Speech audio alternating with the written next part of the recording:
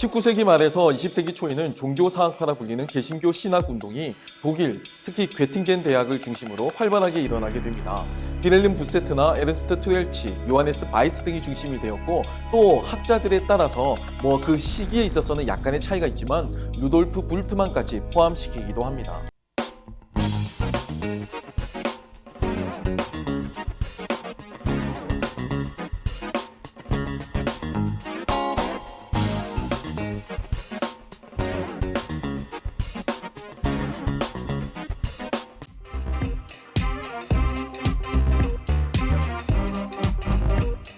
역사에는 영원한 승자도 또 영원한 패자도 없습니다. 북아프리카 지역에서 수천 년을 절대 강자로 군림하던 이집트 제국도 있었고요. 또 메소포타미아에서 발흥한 아수르 제국도 있었죠. 이들은 모두 한때 고대 근동 지역의 그 정세를 좌우할 정도의 강력한 힘을 자랑했습니다. 이후 등장한 바벨론 제국이나 페르시아 제국, 그리고 로마 제국도 인류사에 큰 영향을 미쳤고 또 문명사의 흐름을 바꾸어내었죠. 제국의 존재는 단지 군사적이고 정치적인 영향력만을 남기지 않습니다. 제국은 하나의 강력한 중앙 집권적 통일성을 가지고 일시적이나마 그 혼란한 지역의 평화와 안정을 가져옵니다. 제국의 힘에 의한 평화인 셈이죠. 갈등이 종식되고 또 강력한 힘에 의해서 통치되는 이 정치 구조는 제국의 정체성을 담은 그 특유의 시대 정신을 남기게 됩니다. 일종의 그 사상적 흐름을 제시하는 셈이죠. 알렉산더 대왕은 단시간에 거대한 제국을 건설해냈습니다. 비록 알렉산더 대왕 본인은 젊은 나이에 요절했지만 그를 계승한 디아도코이들에 의해서 이 헬라 제국의 사상적 유산은 꽃을 피우게 되죠. 이는 드로이젠의 표현대로 헬레니즘이라고 불리게 됩니다.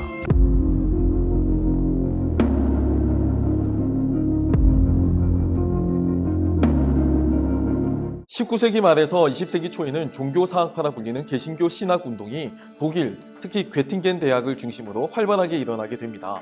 빌헬름 부세트나 에르스트 트웰치, 요하네스 바이스 등이 중심이 되었고, 또 학자들에 따라서 그 시기에 있어서는 약간의 차이가 있지만 루돌프 불트만까지 포함시키기도 합니다. 일반적으로 종교사학파는 종교적 전제, 즉 교리를 전제하지 않고 종교적 현상에 집중해서 타 종교와의 비교 연구를 통해서 기독교만의 그 특수성에 접근하는 방법을 채택했습니다. 특히 문화, 사회, 역사적 조건 등과 관련하면서 이 기독교라는 종교가 생성되는 그 과정을 해명하는 데 목적을 두었죠. 다소 제가 거칠게 일반화하자면 종교사학파는 기독교를 하나의 정체성으로 규정하지 않고 팔레스타인 지역에 바탕을 둔 기독교, 그리고 헬라 지역에서 태동한 기독교, 그리고 이들 중간적 입장인 헬레니즘의 영향을 받은 유대 기독교, 이렇게 구분하는 경향성이 있었습니다.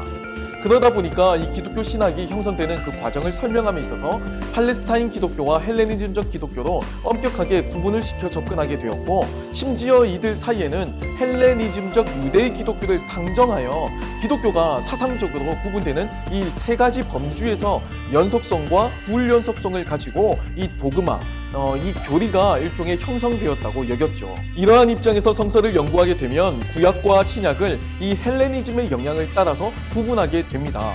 예를 들면요, 이 기독론의 입장에서만 보면 이 팔레스타인 기독교는 예수님을 종말론적인 선지자나 랍비, 인자 또는 메시아 등으로 이해를 했지만 헬레니즘의 영향을 받은, 그러니까 헬레니즘적 기독교는 영지주의도 그 안에 들어가고 서방 신비 종교도 흡수해서 요한복음에서 나타나는 그 로고스의 선제성이나 아니면 바울서신에서 발견할 수 있는 예수님의 성육신, 속죄, 성귀 이런 것들을 표현하는 데까지 이 도그마가 발전했다는 거예요. 그러니까 단순한 종말론적 선지자, 메시아셨던 그 예수님에 대한 이해가 이게 이제 구약 성경에 나타나는 예수님에 대한 상이고, 이것이 원래 팔레스타인 기독교였는데 이것이 후대에 헬레니즘과 접촉하게 되면서 삼위일체 하나님으로까지 확장되고 발전되었다는 겁니다.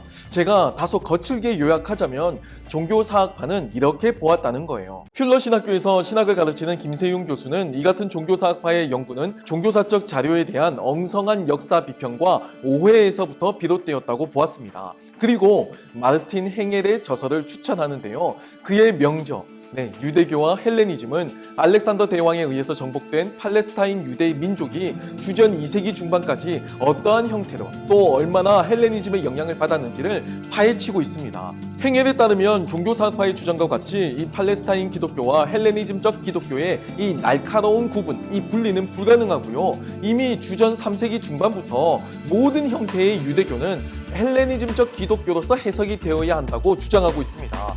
팔레스타인 지역이나 아니면 디아스포라 지역이나 상관없이 유대교는 모두가 다 헬레니즘의 영향을 받은 상태였다는 것이 그의 주된 논지인데요. 이를 위해서 그는 팔레스타인의 군사, 경제, 그리고 사회 교육 등 국가와 사회 전 분야에서 발견할 수 있는 그 헬레니즘의 사상적 영향을 집요하게 연구합니다. 심지어 토라에 대한 열심을 강조하면서 이방 세계와 이스라엘의 분리 그리고 구별을 강조한 이 보수적인 하시딤에서도 헬레니즘의 영향을 발견할 정도죠.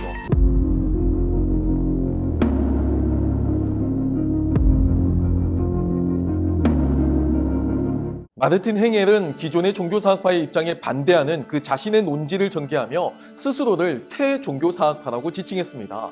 특히 불트만 학파와의 의견 충돌이 잦았는데요. 참고로 불트만은 비신화화라는 개념을 적용한 신학자입니다. 신약 성경을 문자적으로 해석하지 않고 일종의 신화로 해석을 해서 이를 오늘날 실정에 맞게 그 신화적 색채를 걷어내어야지만 원래의 메시지를 발견할 수 있다고 보았던 학자죠. 그러니까 신화라고 해서 모두 비역사적인 것은 아니고요.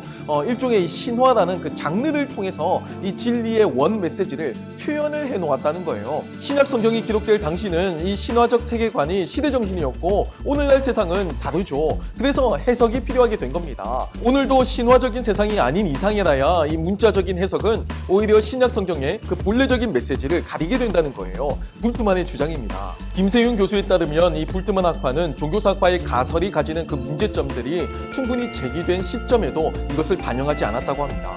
정확한 종교사적 배경을 밝히려는 노력은 등한시하고 이미 많은 비판이 제기된 이 종교사학파의 가설을 일종의 전제로 놓고 신약 성경 연구를 오직 해석학적 과제로만 삼는 그런 경향이 있었다고 이 불트만 학파를 비판하는 거예요.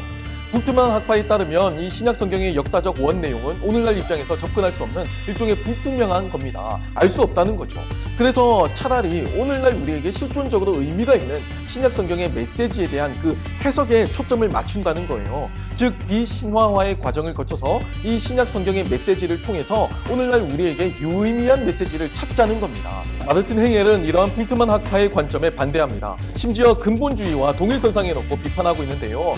이 종교사학파의 엉성한 역사 비평의 결과를 가설로 두고 진행하는 이 극단적인 역사적 회의주의 관점, 이게 불트만 학파죠. 이것은 전혀 비평적이지 않아서 문제고 역사 비평을 아예 거부하는, 그러니까 보수적인 근본주의는 원시적 신학이라고 동일선상에 놓고 이렇게 비판하고 있습니다.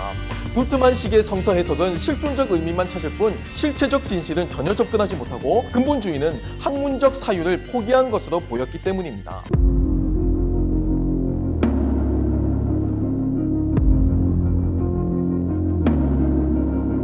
행엘은 자신을 새 종교사학파로 규정하고 올바른 역사 비평을 통해서 초기 기독교를 연구하게 되면 신약 성경의 그 사도적 캐리그마도 얼마든지 변증할 수 있다고 보았습니다. 그는 자신의 저서, 유대교와 헬레니즘에서 우리의 편견과 달리 예루살렘도 헬레니즘 도시였고 그곳에 존재하던 유대교도 헬레니즘적 유대교였다고 주장합니다. 그러니까 적어도 주전 3세기 중반부터는 순수한 의미의 팔레스타인적 유대교와 헬레니즘적 유대교의 그 구분이 불가능하다는 이야기죠. 사실 그냥 단순하게 볼 때 이 유대교가 순수 유대적인지 아니면 헬라적인지를 가늠하는 것이 뭐가 그렇게 중요한 것인가라고 생각할 수도 있겠습니다. 헬라적 요소도 있고 유대적 요소도 있겠지 하고 넘어갈 수도 있죠. 제가 볼 때 이 책의 가장 큰 중요성은요, 단지 기존의 종교사학파의 주장을 비판하는 것에 있지 않습니다.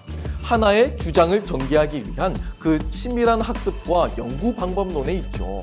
각주가 일단 장난이 아닙니다. 많은 1차 문헌과 자료를 다양하게 이렇게 소개하고 있죠.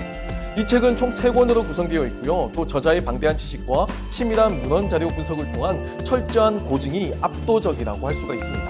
그동안 절판 상태에 있다가 이제 다시 출간이 되었는데요. 그동안은 이제 하드커버였는데 이제는 이제 페이퍼북으로 이제 나왔더라고요. 좀 아쉽긴 하지만요. 성서학에 관심이 있으신 분들은 물론이고요. 역사학이나 문화, 전승사나 종교학에 관심이 있으신 분들에게도 이 책 강력히 추천합니다. 다음에는 제가 이 행엘의 주장을 간략하게 소개해 드리도록 하겠습니다. 지금까지 시청해 주셔서 감사합니다.